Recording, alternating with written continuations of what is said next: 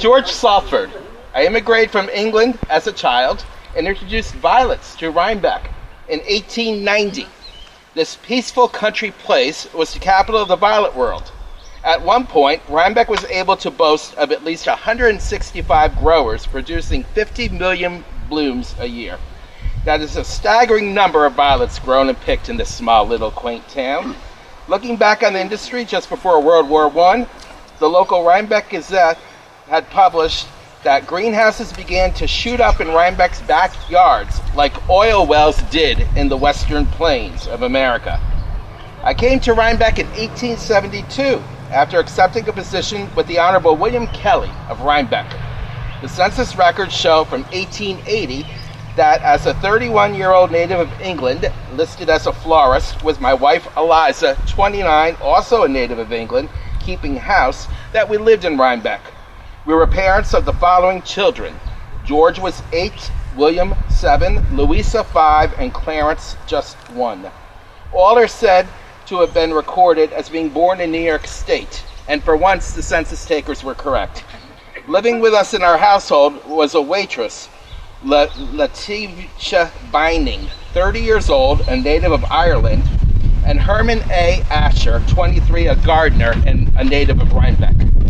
I was, after working for Mr. Kelly, a gardener for Dr. George Miller. Dr. Miller was a distinguished New York City physician who retired to his quaint country estate east of the village of Rhinebeck.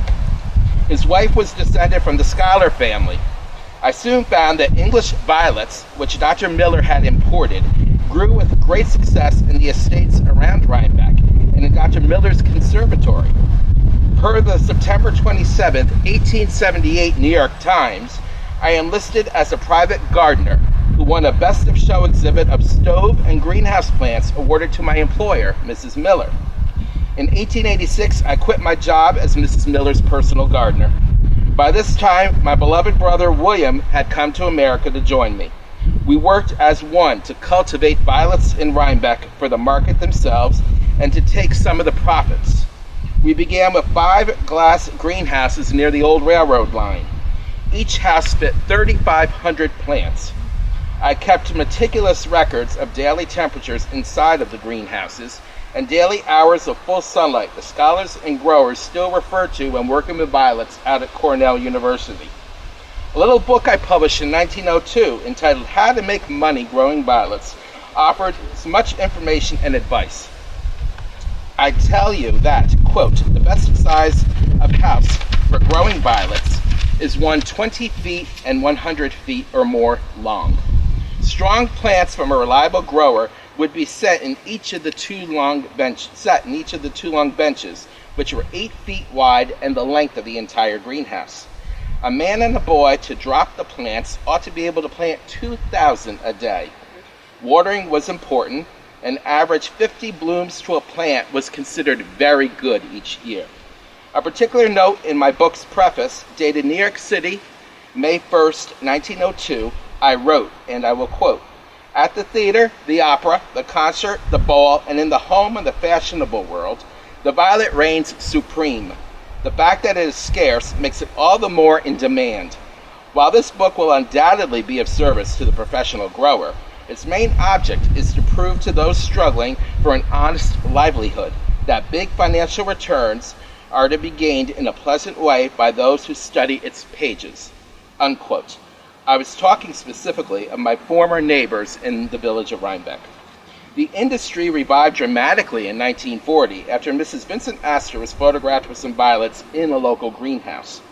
Violets sent to First Lady Eleanor Roosevelt from Rhinebeck had also stirred the public's memory from her husband's inauguration. Demand picked up, and 25 local growers shipped about 1 million flowers a year in 150,000 bunches. At least 90% of the nation's entire violet crop at that time came from our town. In closing, I wish to quote from this poem from 1902 that's found in my book. "Oh, the flowers look upward in every place, through this beautiful world of ours. And dear as a smile on an old man's face is the smile of the sweet blue flowers." And now if we would be so kind to go on to my neighbor William Kelly, we will join him and he will tell you something about himself. Thank you.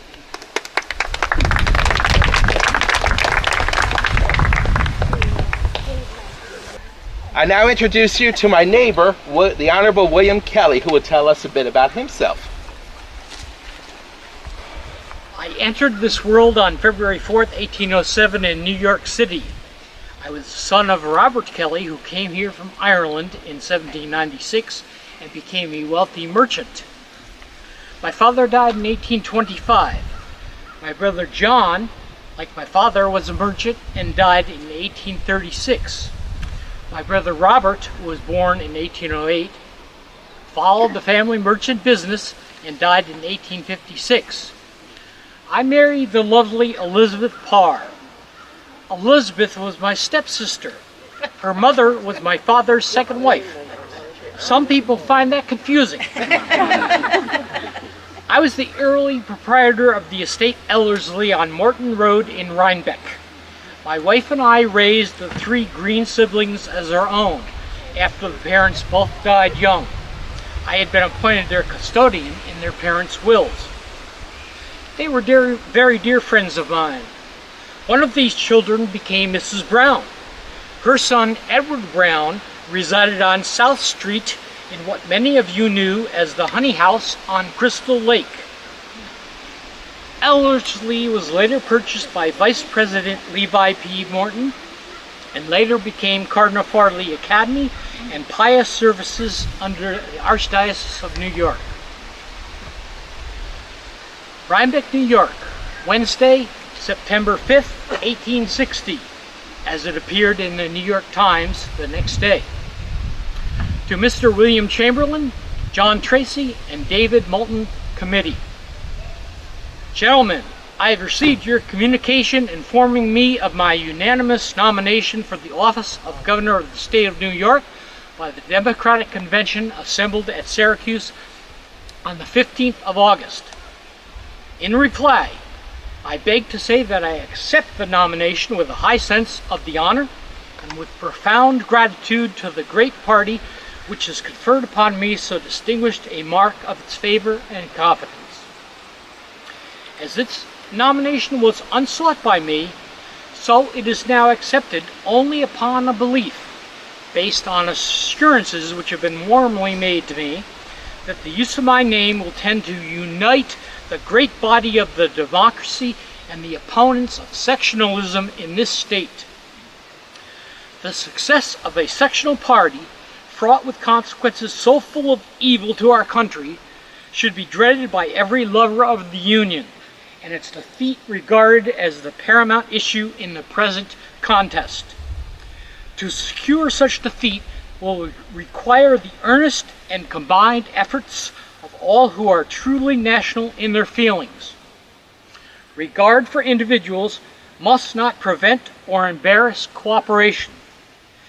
And while accepting the nomination thus tendered me, I desire to hold it subject to any action which may be deemed expedient on the part of those by whom it was conferred, to secure the triumph of the conservative national sentiment of the state. Accept my thanks for the courteous and flattering manner in which you have notified me of the nomination. Yours very respectfully, William Kelly. Unfortunately, I was not to win the office of Governor of New York. I lost as a Douglas Democrat to Republican incumbent Edwin D. Morgan.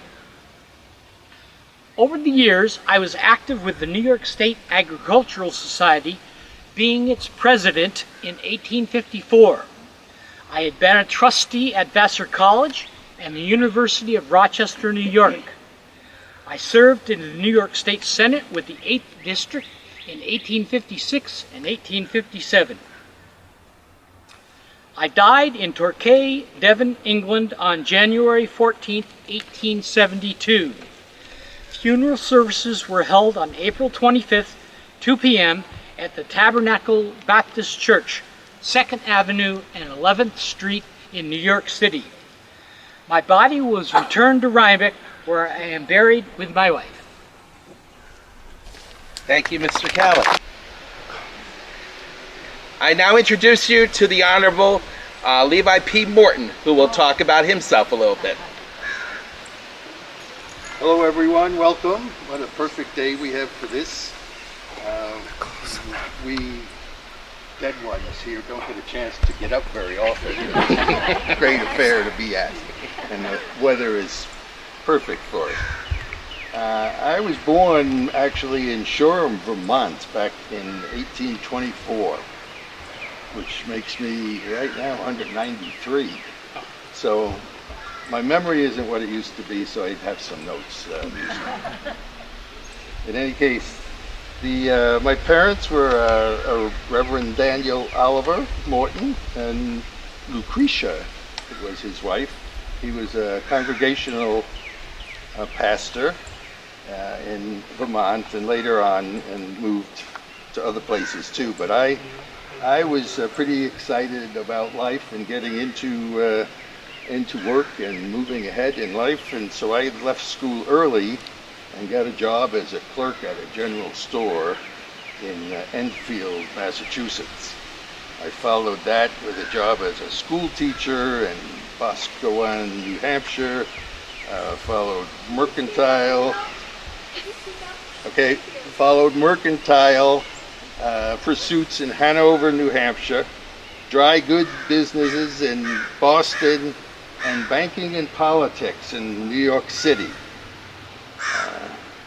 I ran for Congress unsuccessfully in 1876. I was already 52 years old, but failed on that, but was appointed by President Rutherford Hayes to be honorable commissioner to the Paris exhibition in 1878. So I got to move to Paris, and I enjoyed it immensely. And then I was asked to be vice president under James Garfield as his VP, but I turned it down at the advice of a good, close political friend. And I could have been president after Garfield was assassinated. That was something for me to look back at.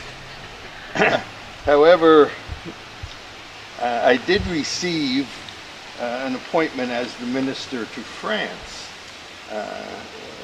under Garfield, and as that I was very popular over there. I totally enjoyed Paris, and I got to drive the first rivet into the Statue of Liberty when they were preparing it as our gift. So it's on the statue's left big toe, left foot big toe. It's the first rivet on the left. So when you go there, remember to look at that.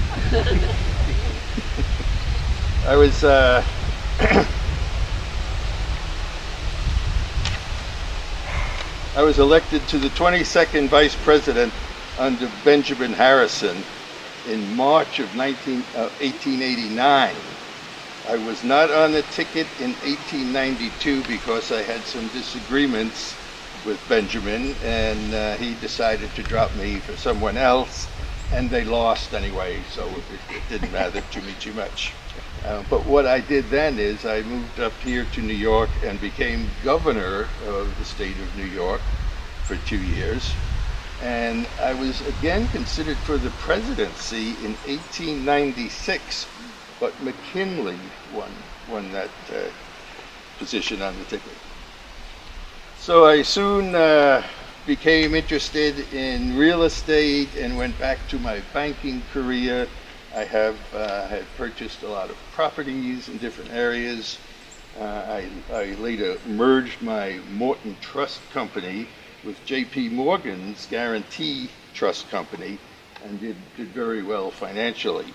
I owned property in Newport, Rhode Island, which I called Fairlawn, and another property which now serves as Salve Regina University, which houses the Pell Center for International Relations.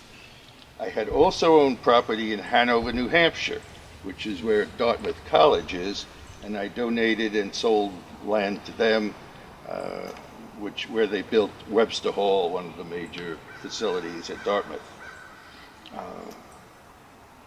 I also owned a summer camp retreat up in the Adirondacks at Eagle Island, which is now owned by the Girl Scouts of America. So all these properties went to good causes. I spent much of my time at Ellerslie here in Rhinebeck, which I had purchased from William Kelly, who's, I think, alive and walking around here somewhere. Tell him that I still had trouble with the fireplace in the master bedroom. And I died on my 96th birthday in 1920.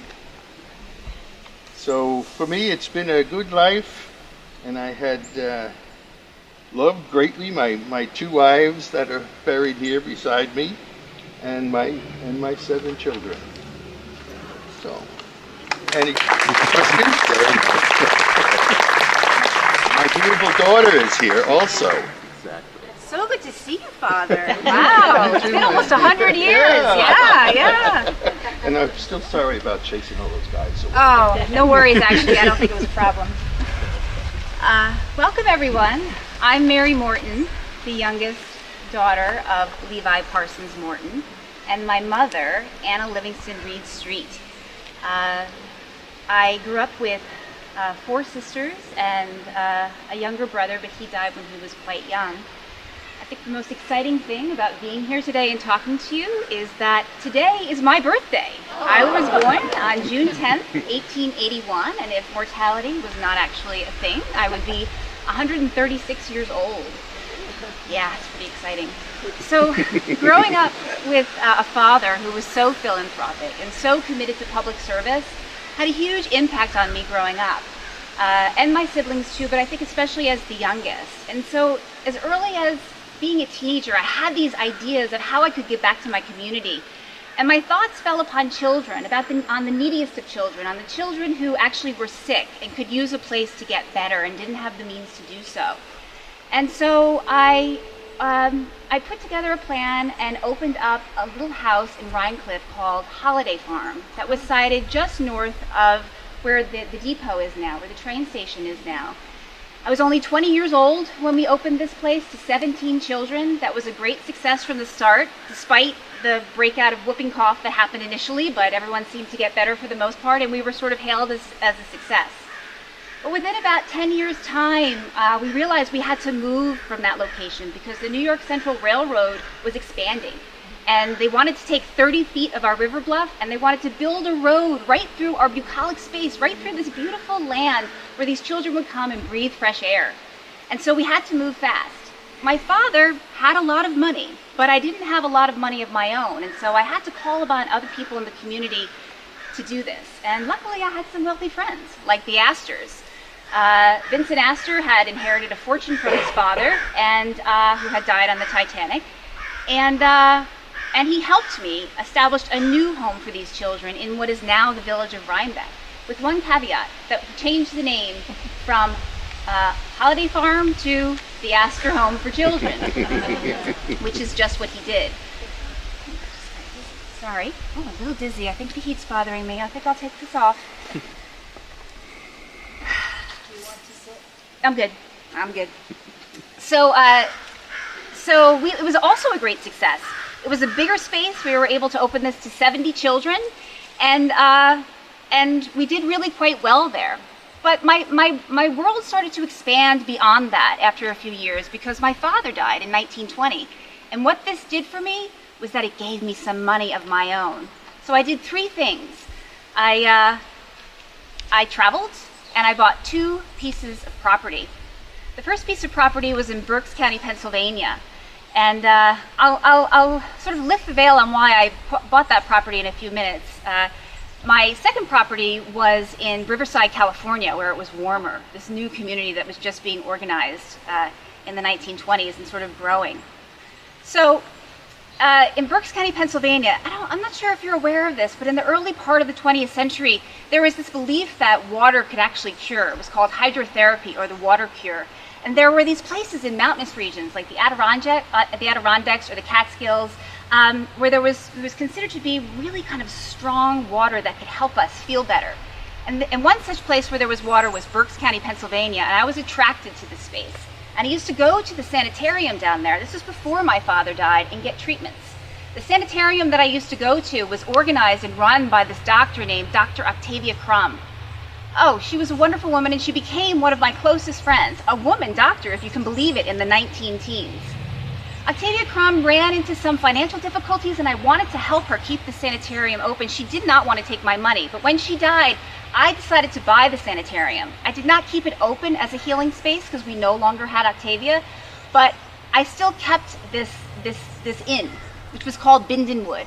And I wanted to keep it as a place for women just like myself, independent women, women of a certain means, of certain privilege, professional women, and women who in those days were considered to be unmarried. We call them single today.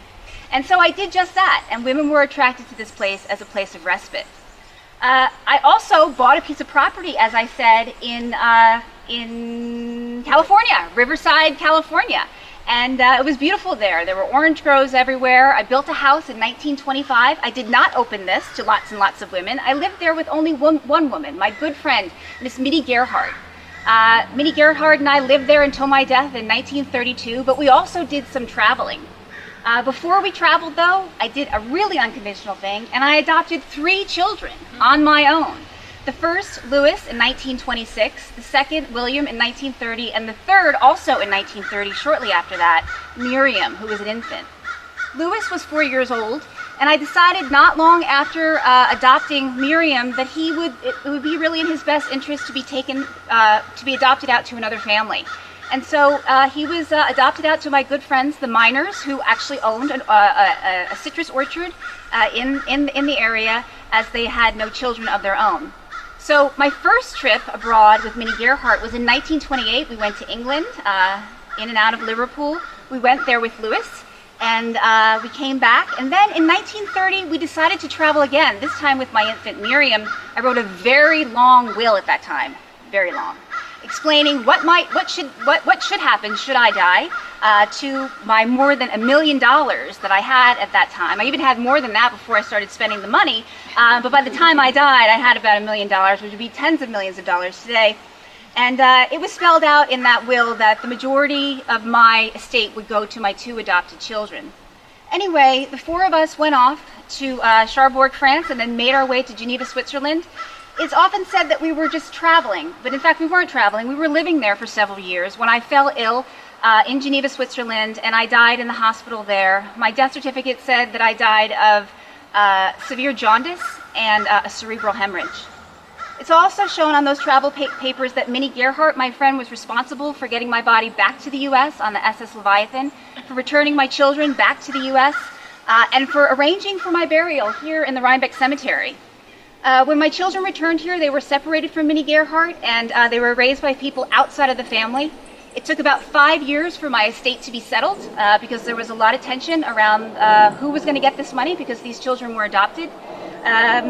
Apart from the lump sum of money going to my adopted children, the largest sum of money was left to Minnie Gerhardt, $50,000. She had to leave the house that we were living in as part of the resolving of my estate, but she took that money and hired one of the greatest architects that was rising up at that time in California, a man by the name of Thomas Shepard, and built a little cottage, small house, 1,500 square feet in San Diego, outside of San Diego, California, where she lived until her death in 1954. That house just sold for $2.5 million. Anyway, I'm happy to know that my life somehow lives on in that house, in that beauty. Thank you.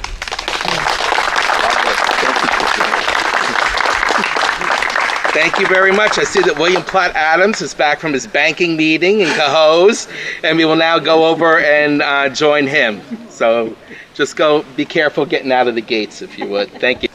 Here we are with William Platt Adams. He's going to tell us a little bit about himself. Mr. Adams, if you would. I was born in Rhinebeck, New York in 1859, the son of Charles Henry Adams and Elizabeth Platt. I was descended from President John Adams and President John Quincy Adams. I also descended from Captain Martin van Bergen from Holland, Mayor Derek Wessel Tenbrook of Albany, and Revolutionary War patriot Anthony Egberts, who was also an officer from Albany. I received education through Dr. DeGarmo's Institute on Livingston Street in Rhinebeck, where I graduated in 1875. I then graduated from Union College in Schenectady in 1879, where I won prizes for my literary work as a class orator. I won running contests at Union in athletics. In 1880, I followed in the footsteps of the Egberts family, who were founders of the knitting goods industry in Cohoes, Albany County. I formed a partnership with John L. Newman of Albany to make knit underwear at the Cohoes Mills. We partnered for 10 years before we retired. After my father's death in 1902, I represented my father's Cohoes interest, managed the family estate, which includes mills, business blocks of buildings, and other real estate in that area. I also ran my own estate affairs. I served as director of the First National Bank of Cohoes and the Commerce Insurance Company of Albany, New York. I held large real estate holdings in Rhinebeck. A few words about my father. Charles was born in Coxsackie, Greene County, and moved to Cohoes in 1850. He had been a lawyer since 1845 and practiced in New York City. He married Elizabeth Platt and had me, my sisters Sarah and Mary. In 1851, Father was appointed as colonel to Governor Washington Hunt's staff. He then served in the New York State Assembly from Albany County's 4th District in 1858. He served as senator from the 13th District from 1872 to 1873. He served as the first mayor of the city of Cohoes from 1870 to 1872. He was United States Commissioner from New York to the Vienna Exposition in 1873. Father died on December 15, 1902. He is buried in the beautiful Woodland Cemetery in the Bronx, New York. Father was a great influence on my own life. I became a trustee of Union College in 1910 and served on its graduate council. I was active in the Cohoes Reformed Church, long since closed. I belonged to the prominent St. Nicholas Club of New York City, the University Club of Albany, Sons of the American Revolution, Dutchess County Society of New York City, and the American Club of Paris, France.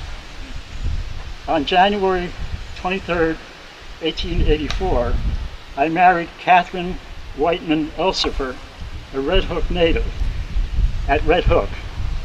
Her father, Jacob, was a noted attorney in Dutchess County and descended from the Elsifer family of Palatine immigrants who came to Rhinebeck in the early 18th century. Catherine and I had two daughters, Elizabeth Platt Adams Hermans and Catherine Elsifer Adams Anderson, both of who are buried beside us here at the Rhinebeck Cemetery.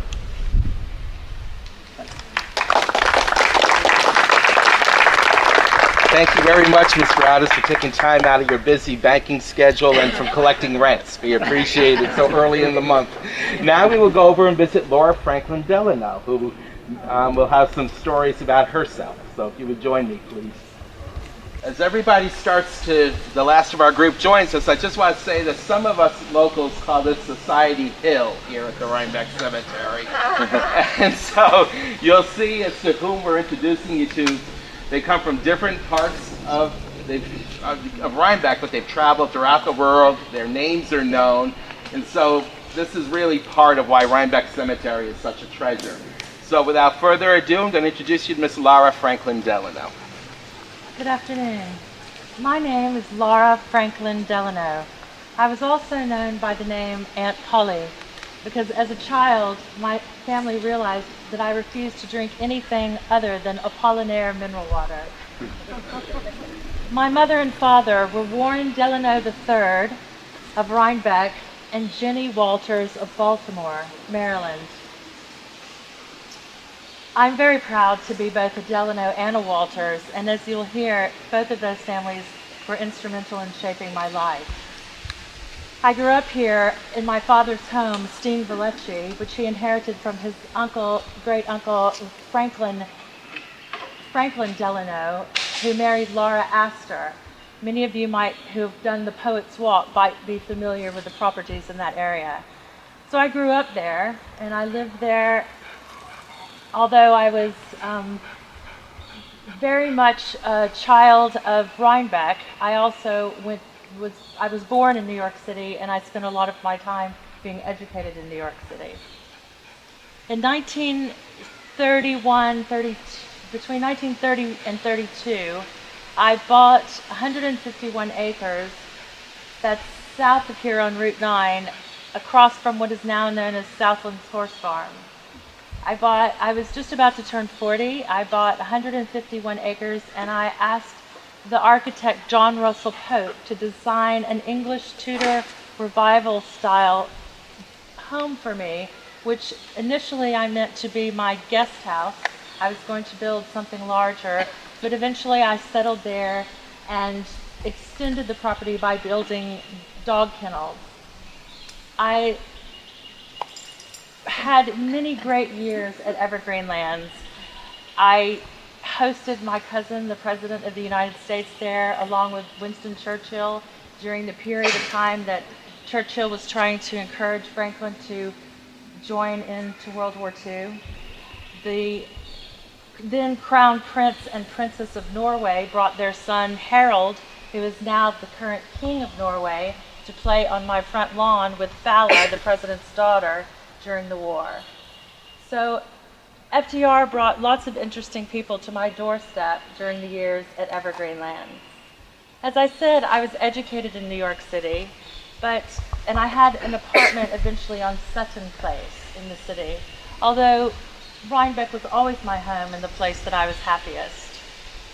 I spent a lot of my young adulthood being part of the American Kennel Club. I developed a kennel on Evergreen Lands called Knockagreed Kennels, and I bred Irish Red Setters and Dachshunds there.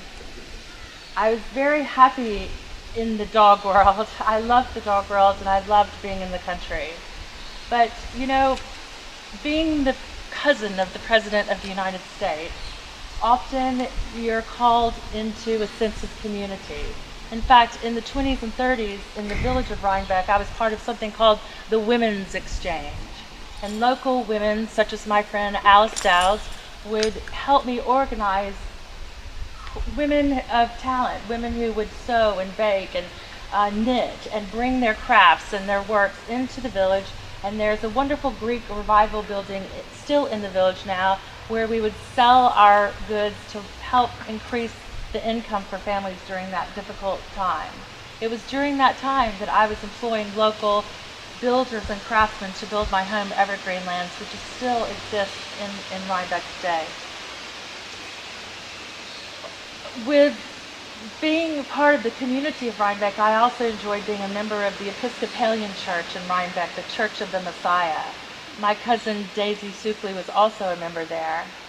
The Astors were members there. So I felt very much a part of this community, and my family did as well. Of course, I was a favorite of FDR's. And I think one of the things that made my relationship with FDR so special is that we were children together. We holidayed with our grandfather in Fairhaven, Massachusetts. I spent many wonderful summer holidays at Campobello with Eleanor and the children long before Franklin contracted infantile paralysis. We spent many years watching Franklin be an athlete, being active. And I think part and parcel of my closeness with Franklin over the years was that I remembered him when he was able-bodied, and he loved to laugh about those times with me. You know, Franklin used to take me with him during the war years on inspection tours. Also, with Margaret was allowed to come along sometimes, I suppose. And we would bring our dogs, and of course, at the end of the day, we would have cocktails in the caboose with Franklin. And he always said that it gave him such a relief at the end of those long days of inspecting the military that was about to launch and go off to be in the arena of the war, that, you know, that was the way that Franklin had a presence in the country. He would travel so bravely across country, and it was so exhausting, but he was always, always so committed. You know, I was with him and Daisy again when he died at Warm Springs, Georgia. It was a very sad day, and of course his last words were to me. When I was helping him to his bed there from the sitting room into the bedroom, and he said, "Be careful." And you know, my role didn't end there. I'm afraid I was the one who got onto the phone to Washington and said, Eleanor, something's horrible happened. You must come to Warm Springs." And by the time she got there, of course, Daisy and I had whisked Lucy Mercer and Madame Schumantoff out of the room and out of Warm Springs, and she was well on her way back home. And by the time Eleanor got there, of course, she really didn't need to know, but I felt it was my duty to tell her that Lucy had been there. Of course, it would broke her heart, but, you know, it was my duty as a good cousin and a good friend. You know, being a Delano was something I was very proud of, but if you ever go to Baltimore, I insist that you go and see my great uncle's museum there called the Walters Gallery. My grandfather, William Walters, was a really interesting man who collected art.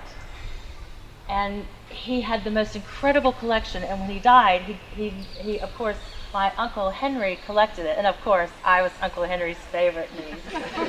And Uncle Henry took me to Europe all during my childhood on these fabulous trips, and of course, when he died, I inherited some money, and that's why I have Evergreen Lands today. It's still here in Rhinebeck, and it became part of the State Historical Register in 1987. Family. Around you are my family that are buried here in Rhinebeck. I have many relatives who are buried in Fairhaven, Massachusetts. And my aunt, Sarah Delano, of course, is buried at St. James Church in Hyde Park. But here with us today, my nephew, who's buried just there, died in 1936 at the age of 23, and some say of a broken heart. It's a very romantic story. And that's his parents there, my brother Lyman, who died in 1944, and my sister-in-law Leila, who was the last Delano to own steam Vellecci. She passed away in 1966, I believe. That family went out of our property in 1968. And here am I.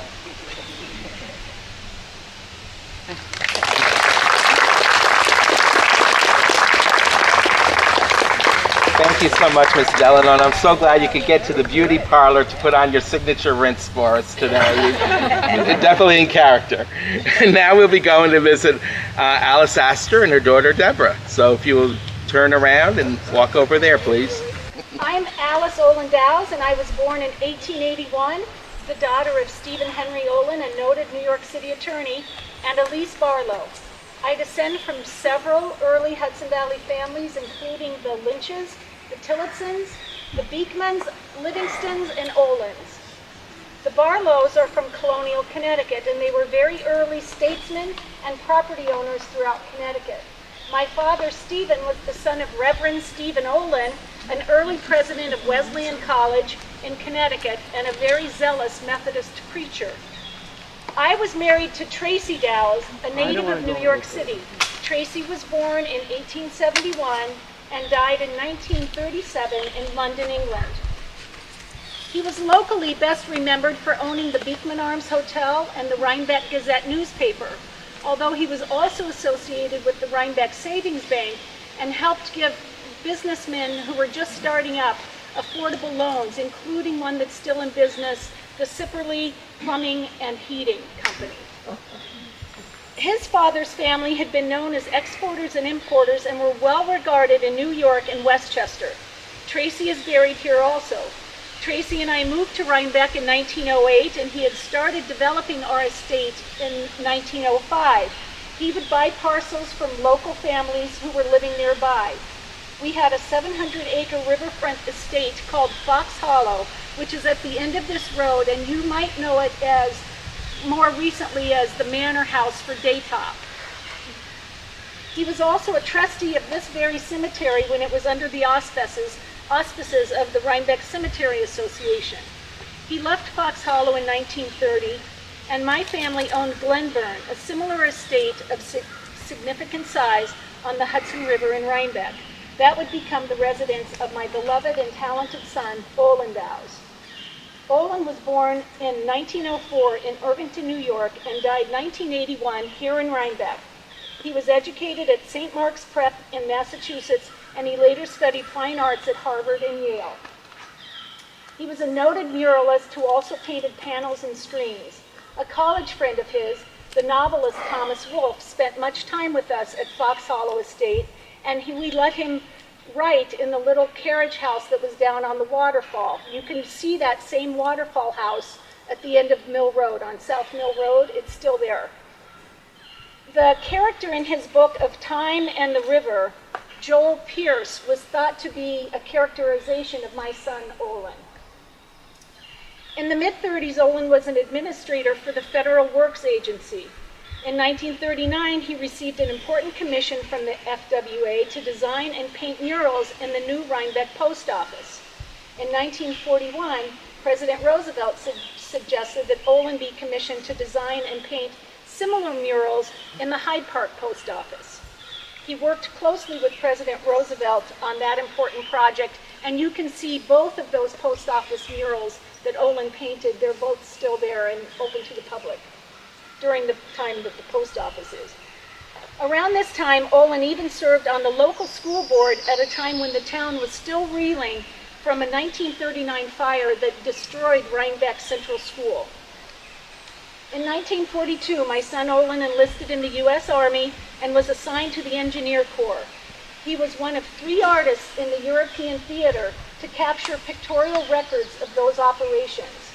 He spoke German, and while in France is said to have convinced 56 Nazis to surrender. At the end of 1944, Olin received a Bronze Star for bravery during military operations in France. And he told me about this event in France with the Germans, and as he told it, he was walking at the end of his regiment with his art supplies on his back. And there were tall grasses on either side, and someone saw a German hiding in the grasses.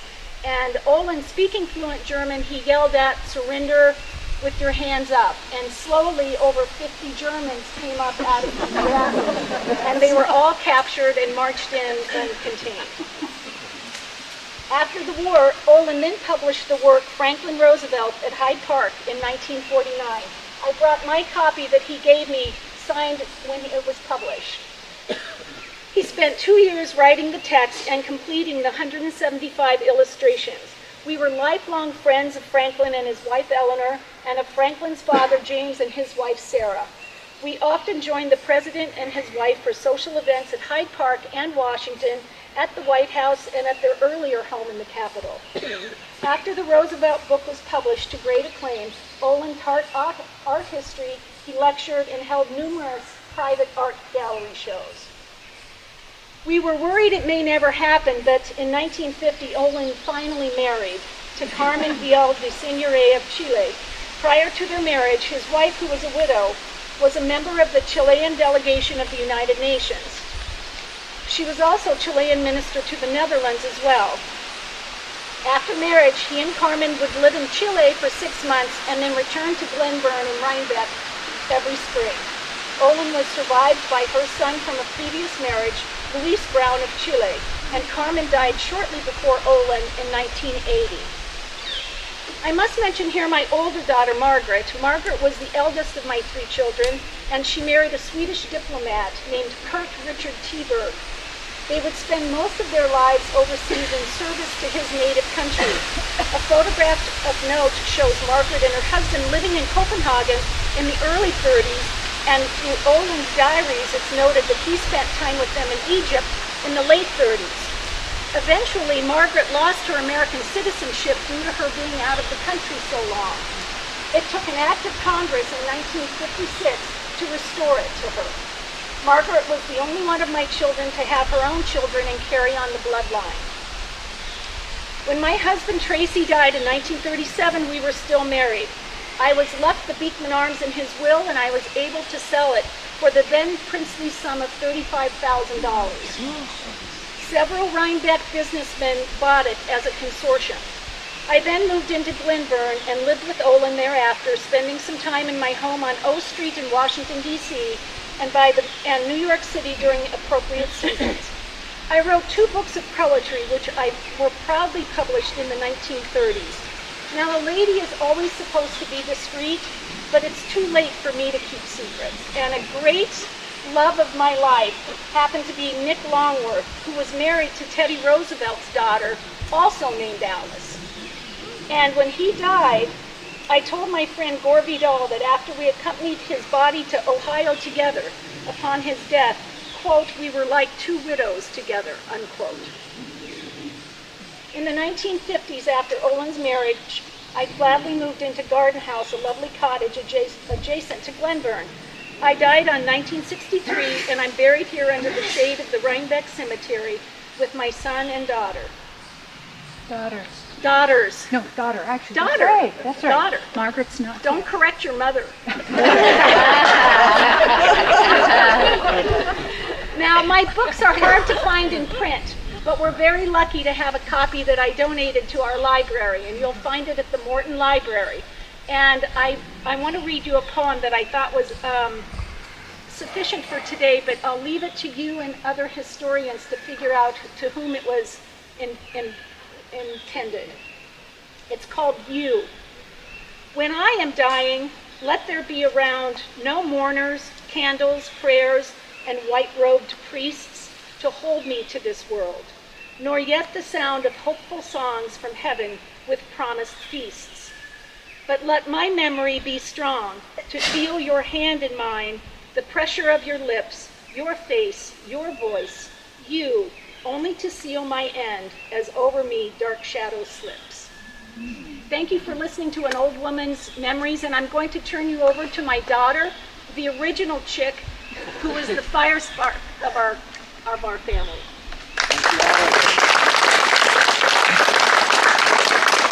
The original chick. Well, as Ma told you, my father was Tracy Dows, a Harvard graduate, a lawyer, and a man who could drive a 4 in hand. My mother was Alice Townsend Olin, who was a descendant of the Beekman and Livingston families. I was the youngest of the family. The oldest was Stephen Olin, or just Olin, who became a painter when he grew up. He is buried over there. A year later came Margaret. We called her Bargie. She was a fine piano player, married a Swedish diplomat in 1925, and lived around the world. But to begin at the beginning, my parents married in 1903 at Glenburn, the family home in Rhinebeck. The guests for the wedding came from New York on their own train and were taken back home on the same train at the end of the day. My parents started planning their country estate in 1905. As a child, my mother dreamed of owning the land above Glenburn. Her family spent summers at Glenburn, and she would look up the hill and watch the horses trotting by at Linwood Hill. When Ma and Pup were planning where to live, Ma wanted to be near her friends, Helen Dinsmore, Huntington, Astor, and the Roosevelts, the Delanos, and the Sukleys. She always liked to be where the excitement was.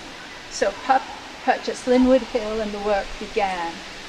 In 1908, the superintendent's cottage at Fox Hollow Farm was ready, and Pup, Ma, Olin, and Bargie moved in. The main house, Fox Hollow, was ready in 1910. It was and is very beautiful. Harry T. Lindeberg, a friend of my Ma's, designed it to look like Washington's Mount Vernon. Harry, at the request of my father, redesigned Beekman arms based on the same design that he used for Fox Hollow. It wasn't until 1914 that I was born on 1 East 69th Street in New York City, which was the Dows townhouse. Ole and Bargy were 9 to 10 years older than I was, and I didn't have much to do with them as a child. They were busy with their own affairs and their own friends. Later in life, I got to know them very well. My first memory was a day when I was 4 years old. It was around the time of World War I. As I remember it, the adults heard planes flying over Fox Hollow and ran out to watch them. They shook their fists and said something about the Germans. I thought, if the whole family felt like that about the Germans must be pretty interesting. I've always been ready to adopt the contrarian point of view. One day when I was 9, I went exploring Fox Hollow and found my way down to a quarry on the Landsman Kill, the stone used in the buildings at Fox Hollow. I found a 20-year-old bay hackney mare just waiting for a friend. She was 14 or 14 hands or so tall. My father, he had lots of horses at one time, but by then there were only a few left. I went to my father and he said I could ride Polly, and ride her I did. I never had lessons. I just got on, and Polly and I went places. Growing up at Fox Hollow meant summers in Rhinebeck and most winters traveling to Europe or Washington, D.C. We must have spent some winters in Rhinebeck because I remember the snow, Christmas, skating and making ice on the Landsman Kill. Sometimes we would toboggan down Fox Hollow Road and at the bottom take a cutter back up the hills, ready to go again. Life went on pretty much that way for years. My father was a landsman. I adored him and followed him about as he walked over the farm, checking the fences and the animals, inspecting the many buildings and directing the workforce. He talked to me constantly about the needs of the land, the needs and comfort of the animals, both domestic and wild, and what was possible and what was not practical to do. He was able to raise sheep, pedigree brown Swiss cows, which are known for the milk they produce, vegetables, and later on pheasants. The produce was entered in the Dutchess County Fair and won many ribbons. Some of the cows were named after women in the family. Fox Hollow Alice D., Fox Hollow Margaret D., and my great-grandmother Janet M. Olin. In 1925, the year Margaret married her diplomat, my grandfather Stephen Henry Olin died. I don't remember much about him other than he was old, had a gray beard, and married Emmeline Harriman Dodge. He was a lawyer and had something to do with Wesleyan College. She was related to the Vanderbilts. Mother and her sister Julia inherited Glenburn from grandfather Olin. At that point in time, Mother and I started spending winters in Washington, D.C. Ma liked the excitement of the capital, and eventually Pup purchased a home for her there. Washington, D.C. is where I went and got my schooling. Pup was one of the early millionaires, and Fox Hollow ate up the dollars. What he made so beautiful he could not afford to keep. Little by little, the money got less. Parts of the farm were shut down and the staff reduced. One of the last winters I spent there in my mid-teens, we had 2 help in the house and 2 outdoors. Pup did most of the cooking, which he loved to do, and did well. He took care of the running of the place, ran the errands in the village, and spent part of each day at the Beekman Arms, which he owned and operated. The animals were sold, the Southlands leased to a tenant farmer, the main house became a school for girls, and the smaller houses were rented. In the early 1930s, Pup moved to London, where he died in 1937. At that time, there was no extra money. I already knew how fast money went, how easy it was to spend, and how hard it was to keep. As for me, I saw the world, staying at various amounts of time in 39 countries, meeting people from all walks of life, from members of reigning royal families to fellow wanderers. My living accommodations were palaces to haystacks and many other places in between. So when he died, I decided to combine my ability with my interests, and Southlands developed into a unique school aiming to teach all ages respect and love for land and its animals, both wild and tame. I bred and sold Arabian and Welsh crosses, which made for lively ponies, and taught hundreds of students to ride. We had such a good time, my chicks and I, and many a good times with my good friend John Craven, who died this week.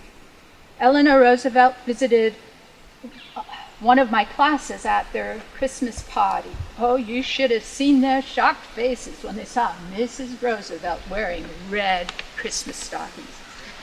After lessons, the children are free to take a pony and ride. Let's see. My goodness.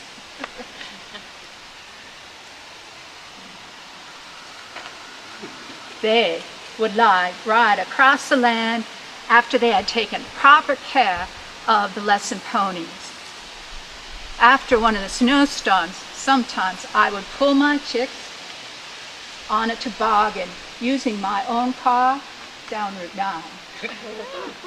It wasn't easy keeping the farm going. I was fortunate to have many friends who helped me defeat the Dutchess County's plan to turn my farm into an ash dump. Can you believe that?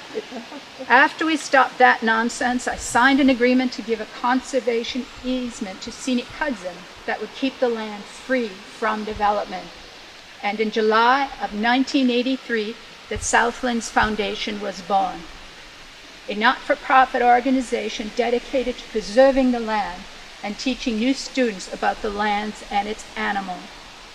I am so glad to see how it's being renewed.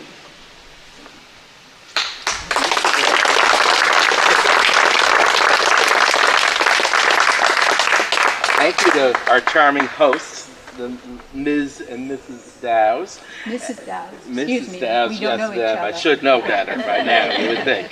And now we will end our tour with the lovely Princess Alice. So if you will turn around and walk over to that lovely, charming lady, we will have our last amusement. I am Ava Alice Muriel Astor. I was named after my mother Ava, but I'm usually just called Alice Astor. I was born on July 7, 1902 in Manhattan, the daughter of Colonel John Jacob Astor, IV, and Ava Lowell Willing. My grandparents were the noted William Backhouse Astor and the famed socialite Carolyn Webster Schermerhorn, who founded the elite 400 of New York society. My brother was Vincent Astor, and half-brother was John Jacob Astor V.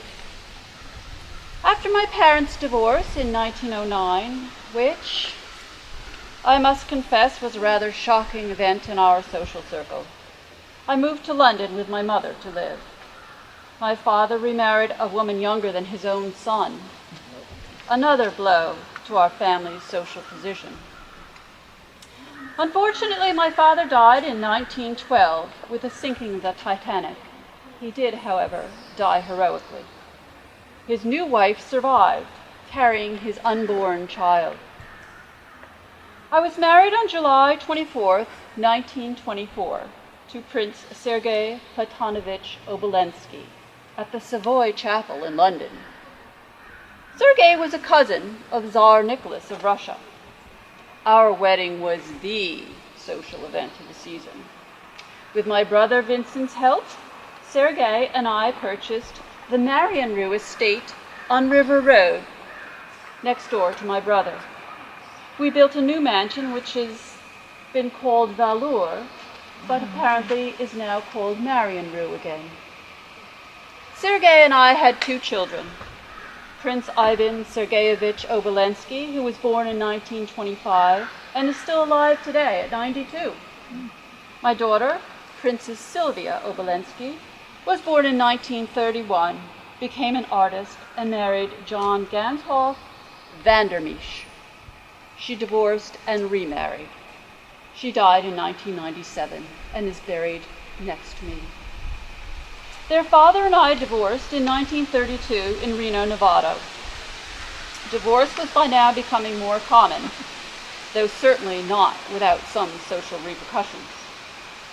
In 1933, I married Raymond von Hofmannsthal, a noted Austrian novelist, librettist, and dramatist.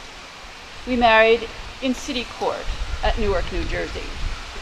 Not quite the Savoy capital. We had one daughter, Romana, who was born in 1935, died in 2014, and is buried in London. She married Roderick McEwen, son of Sir John McEwen, 1st Baronet. I had a very brief affair in 1936 through 1937 with a talented English choreographer, Sir Frederick Ashton. We never married, and I divorced my second husband in 1939. In 1940, I married my third husband, Philip John Harding. We had a daughter, Emily Edwina Harding. Philip was a well-known journalist from Faversham, England. At the time of our marriage, he was serving in the British Army with an anti-aircraft battery.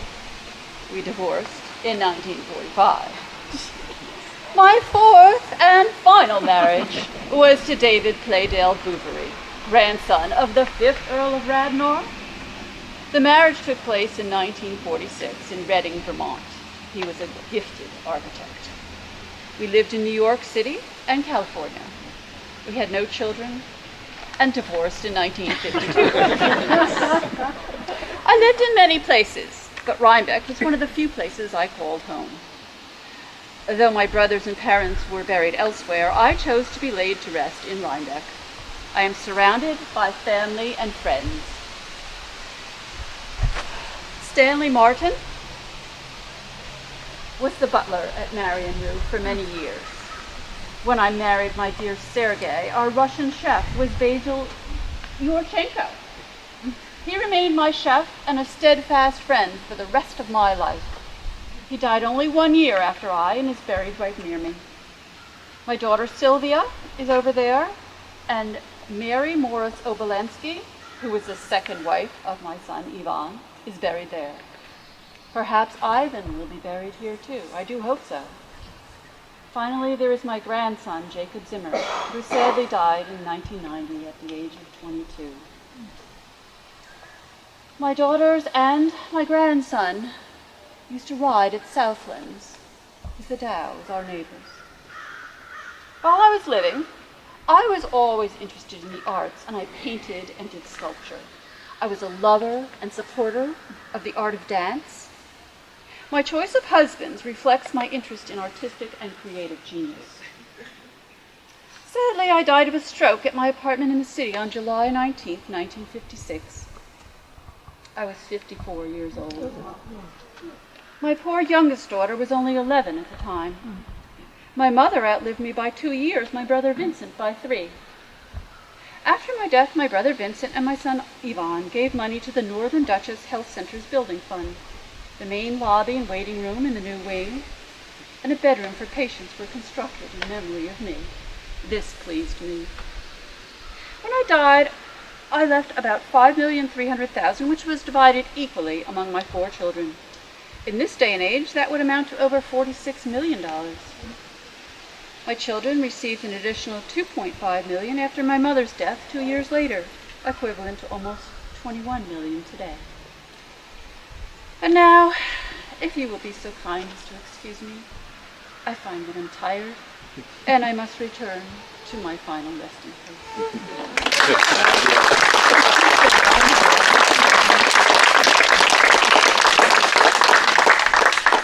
Thank you, Princess Alice, and now you may return to your eternal slumber in peace, having done your good deed. We will now adjourn to the Cane Barn. We over on Mill Road. We ask that you drive over and move your cars because of all the foliage. It's not the safest to cross lots from the cemetery to the farm. Thank you. Thank you for coming today. Thank you.